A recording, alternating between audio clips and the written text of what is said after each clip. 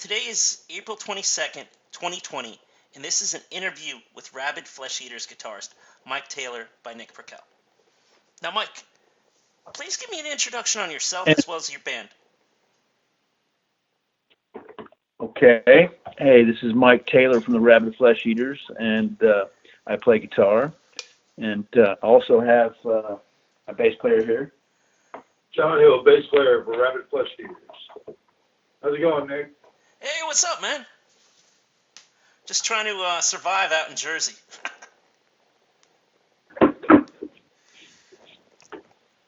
And John Hill, could you give me an intro too? Do what? Could you give me an intro on yourself too? Hi, this is John Hill, bass player for Rabid Flesh Eaters. Now, I guess tell me what's been going on with your band since the recording of Reign and Terror, and also putting out the album RFE. Like, anything really cool happen with you guys? Basically, we've been writing and recording, and that's it. You know. Yeah, all our shows got canceled because of the coronavirus. Like everybody else. Anything really interesting happen around the recording of RFE? Well, we went to a few different studios, and basically the songs evolved as we went. And in the middle of the process, I played the songs without vocals for Bruce Corbitt from Rigor Mortis and War Beast, and he really liked one of the songs. He dug the riff, and for some reason I asked him, "Would you want to play on that?" And he said yes.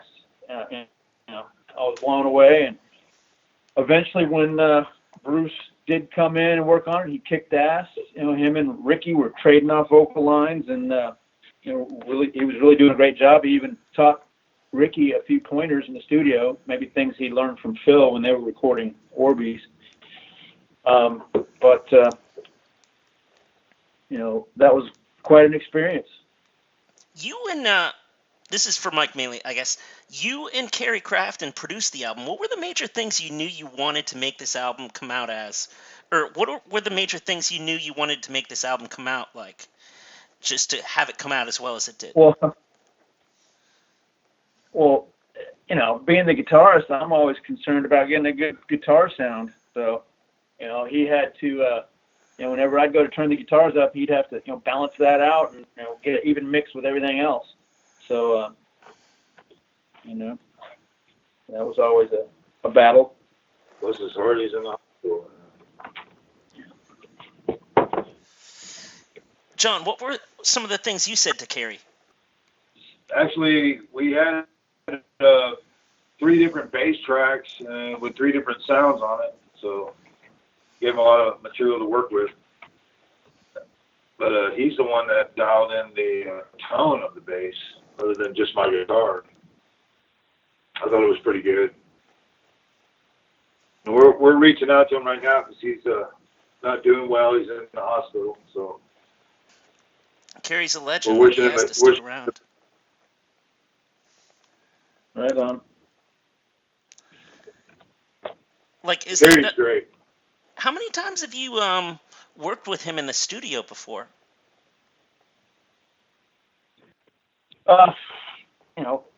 Basically, I've seen Kerry work ever since the first Rigor Mortis album. I was in the studio observing, the production on that, and Kerry was the engineer on that album. And I've known him ever since, and he's done a lot of work over the years, and he's definitely a legend. Plus, he brought us up to the Dallas Sound Lab, which is MediaTek now, and it was a way better studio. Can you remember, like, any of those days from that first Rigor Mortis album, recording it? Hell yeah! I remember Mike blowing up amps, and it was just an amazing thing to witness. Wow, that's awesome, man. Not that they were doing anything illegal there. This album really came off strong. Tell me the idea for the opening track, Veangance of Nightmares.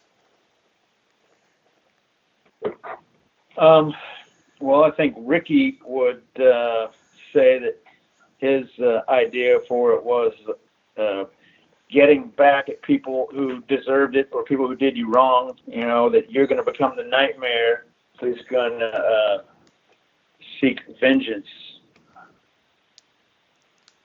And that really came off the cool opening riff that Mike came up with. Really, the main riff. Little experiment in E Phrygian major.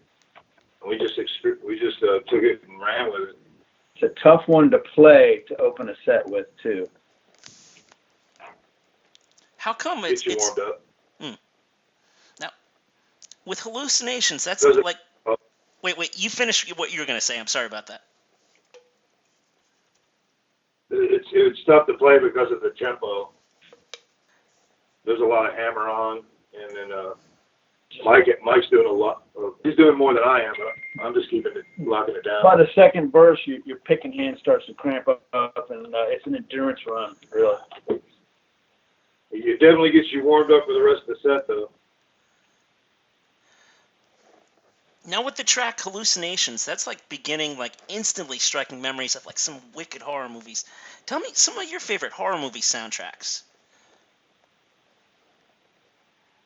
What was it? Horror movie soundtrack. Well, the Hallucinations intro part is derivative of Phantasm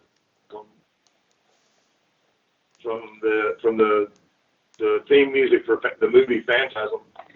And I really dig a lot of the old Italian horror movie directors' scores, and like Argento movies or Lucio Fulci, that kind of stuff. Claudio Palminetti or Cimaretti. Brava. He's the one that did. He's the main guy in Goblins that did Dawn of the Dead. George Romero. Claudio was Simonetti. Is his name. Could you throw out like a few more words on recording RFE, like having like Corbitt in the studio and stuff like that? Yeah, him and Ricky worked it out and wrote lines and set up where they could sing some lines together, trade off lines, and the song was about the rabid lichen pack for you, and Bruce really kicked some ass. They knocked it out more than professional, and it turned out. Bruce had a few other things he wanted to work on after that. I think there was a couple other Warbeast songs that he wanted to do touch-ups on in another project, but he ended up going downhill after that, and it turned out to be his last studio recording. But he was, I was more excited about it than he was, I thought, but he was really excited to be getting back in the studio again. Yeah, it's weird because Ricky and Mike and I were sitting at the table just trying to write lyrics for songs, and I was like, how come we don't have a song about us, And so with a song called Rabid Flesh Eaters. RFE, I don't know. Having a self-titled song. Well, the song was good enough for Bruce to want to jam on, so I guess not. Now, when it came to like the re-recording of songs like, say, Die in Pain, Contagious Contamination, and like Welcome to Your Funeral, how much did you guys speak to like the guys from Rigor about like how you wanted the songs to go? Well, we went to school with the guys from Rigor and knew them from a really, really young age. And yeah, they were brothers. Man. I was sitting in a carpet warehouse one time watching them jam as they were writing Die in Pain and Welcome to Your Funeral. Those were a couple of the first songs that they wrote. And so that's, why they meant so much, and that's why we would cover them, Yeah, we just tried to do it as justice to it as well as we could. It's not like we could actually play as if we were them, but we were trying to it's an homage. Yeah, we were trying to pay homage to the fact that those guys inspired us to be in a band. And I think they liked it. All the input I've gotten from each one of them is it's pretty true to the script. You know, we didn't want to we flirted with the idea of taking their songs and playing them like it was an R&B song, and then we thought that would just be gauche, you know, it wouldn't be very complimentary. We figured the best thing to do, the sincerest form of flattery would be just to do our best to, as if we were playing with them, you know. And I think it came across like that. So, like for each of you guys, what are the 3 most awesome rarities you have in your collection from the DFW area? Huh. In our music collection, it would definitely have to be that first album, and then I've got a couple of Pantera records. I Am the Man. What's the one? Projects in the Jungle. Yeah, I actually bought the first Rigor Mortis demo cassette tape. Gamicide. That was in there. Victims of Science. Hell yeah, and the demos, the Gamicide demos. Oh yeah, definitely. And Sedition, Talon and Sedition both. For you guys, right now, like, what is it like being a musician and having like their album come out while like you're dealing with like the virus? It's definitely a bummer. You know, it's we were riding a high wave, knowing that we had a great album, you know, in the can, ready to launch and ready to celebrate and ready to take it on the road. And you know, it's like the rug pulled out from under you and everything got canceled. The first event was also going to be like a memorial and a benefit for Bruce Corbitt, Corbitt's family. Yeah. And so, you know, that'll eventually get rescheduled. I think we'll come back when everything gets rescheduled. But yeah, just everything took a second, took a seat, you know, to whenever you're talking about people's health. Yeah. It kind of makes your little record seem kind of small, but when it comes to all the other things that are going on in the world, but I'm sure everything will work out and everybody will be back out there again, hopefully soon. I'm sure there's a lot of amazing bands ready to get back out and play music. As a matter of fact, I think we're set to do a live stream show in a couple of weeks. Is that right, Mike? we'll see. We're trying to team up with some friends of ours from Iron Jaw and do a live stream concert from the Rail Club, and hopefully that comes to fruition here soon. It's the next best thing. I've noticed that like guys like Harley Flanagan from Cro-Mags, they teamed up with Body Count, and they did their live stream, and a lot of other bands are doing live streaming. So it's a way to get the music out there, keep folks, you know, entertained. Distraction is a good thing for everybody right now. So, like, I guess also, what are some steps that you think people can take to try to rebuild the scene right now? Oh, to be honest with you, I think that as soon as we're physically able and legally able to, I think people are just going to rush out to shows, and I bet all the bands are just chomping at the bit, waiting to get out there and entertain the folks. You know, that's what we do this for, anyways, is to get on stage, interval, and you know, give people a little distraction from their lives, and I'm looking forward to that happening. I think it's going to be like a bubble popping. I mean, people are just going to be, the shows are just going to come fast and furious. Would you like to go back to any questions? Wait, what's up? How's it going up there where you guys are? To be honest, it's kind of getting scary because there's like, on the New York Times, they're talking about like a nursing home in my county where my mom actually worked there years ago, and like everybody in the whole place almost has the coronavirus. So it's It's a little intense. Yeah, it's a trip. You go to retirement homes and you can see people, their grandparents or parents are inside the building and they're on the outside of the glass. It's kind of weird. Yeah. I mean, that's the only way you can visit anybody, like in the nursing home. You have to be like, hopefully your relatives have like a window that you can pull up your car to or something like that, and you can wave to them or something. That's it. Now that you mention it, the brother of the Rigor Mortis original drummer, Hardin Harrison, the best drummer, he went to New York to visit some friends, and he's been stuck up there ever since. They're still not letting people out, huh? Yeah. Wow, that's nuts. The timing just hit him. It's been like 6 weeks, and Troy hadn't been able to come out. And Troy is the one that did the artwork for our album. He's actually done two albums with us, along with John Foster. He's It's great too, because I just asked him. it's tough getting out of the tri-state area right now. I think people are getting kind of, well, I don't even want to say it, but just read the news. It's getting kind of heated. Yeah, well, y'all are getting hit pretty hard up there, though. Yeah.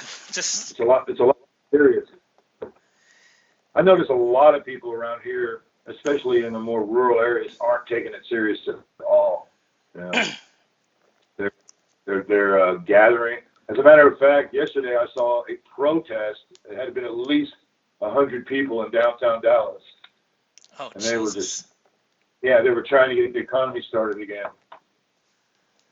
And I'm just looking at them like these bunch of morons. Yo, straight up, I think drive-in movie theaters are the smartest thing to do to get the economy going. Because, Hell yeah, back to drive-in. oh, dude, hell yeah, man. Think about it. Everybody doesn't mix with anybody else. You can bring your own food, and you can just have a good time. Yeah. I think the nearest drive-in around here is down 45 towards Corsicana. Bring your own booze. Yeah, I mean, it's the safest and smartest thing to do. Yeah. I mean, Of course, I have noticed a lot of the restaurants are letting you come in and pick up alcohol and take it with you. So, and I got drive-through margaritas, right? yeah. Well, you got to stay lubricated during these times. I still just don't get it. These guys, like I got up and went to Tom Thumb, and all of a sudden there's X's and arrows. You only go one way down a line. You got to wear your mask and gloves to go grocery shopping. So, but then you notice that there's a lot of people not even participating. Yeah.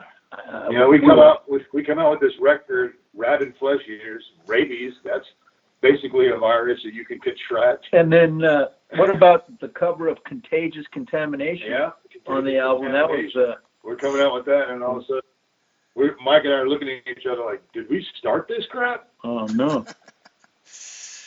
We make a record that created them? No, but apparently it was invented somewhere across the seas. Still, though, I mean, I have to say, your album is probably my favorite album of the year so far. Awesome. Wow, thank you. Thank you. Thank you. Well, hopefully a lot of these local clubs and venues can stay afloat, support your local scene, so we'll have some place to come back to, and buy your favorite band's merch. Our stuff you can find on Bandcamp right now, since CD Baby closed their store, and we'll be announcing our shows and everything that we do on our Facebook page, I guess. So. Oh yeah, and final question, but really important: what is the in-stock Rabid Flesh Eaters merch you guys got? What do we have in stock right now? We got everything but vinyl. We've got 3 different versions of shirts. And so we're just waiting on the vinyl, right? Yeah. CDs. Obviously, there's digital downloads or streams from your usual places, Spotify, iTunes, but you definitely hardly get paid anything for streams. So. Awesome. I really And appreciate t-shirts. We want to get what? What were you saying? Oh, no. I was just wrapping things up. I just really appreciated your time today, guys. Thank you very much. Thank you. It was an honor. All right, we'll look forward to doing it again, man.